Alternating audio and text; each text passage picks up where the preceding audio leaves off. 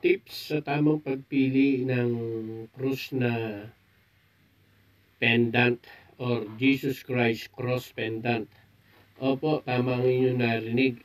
Ituturo ko sa inyo ang tamang pagpili ng pendant na krus. Pero bago ang lahat ng yan ay inaanyayahan ko po kayo na mag-like, subscribe at pakipindot ang notification bell nang sa ganun po mag-i updated kayo sa mga susunod ko pang mga video. Maraming salamat po at ituturo ko sa inyo ang tamang pagpili.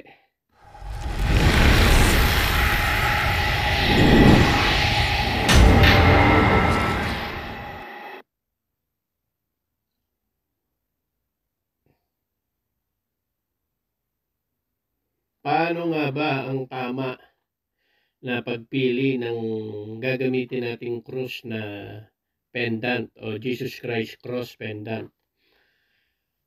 Pero bago ko ibahagi ang konti kong nalalaman, disclaimer lamang po. Ito pong ibabahagi ko ay para lamang sa naniniwala at nagtitiwala.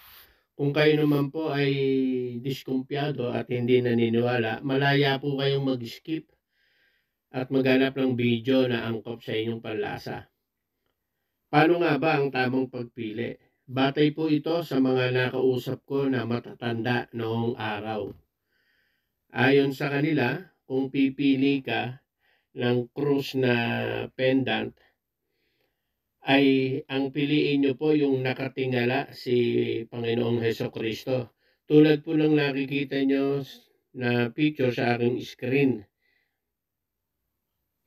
Kung mapapansin nyo po, meron akong dalawang picture o imahe ni Jesus Christ. Ang nasa kaliwa po ay nakatungo na siya at ang nasa kanan ay nakatingala. Ang pipiliin nyo po yung nakatingala. Bakit po?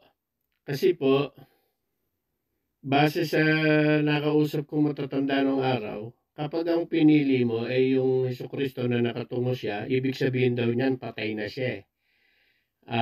Kaya ang pipili mo yung nakatingala. Kasi ang ibig sabihin buhay pa siya.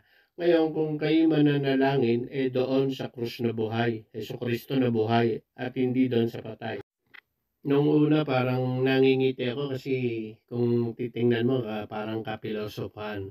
Pero nung ipinaliwanag niya sa akin, may katwiran naman siya.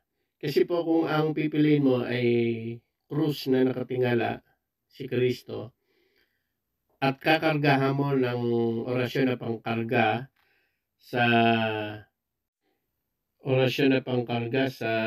kwintas na krus at orasyon ng pagkabuhay ay napakalakas ng ating kwintas at magsisilbi itong protection ninyo o natin sa pang-araw-araw nating pamumuhay. Inuulit ko po ang video na ito at ang aking ibinahagi ay para lamang sa naniniwala at nagtitiwala.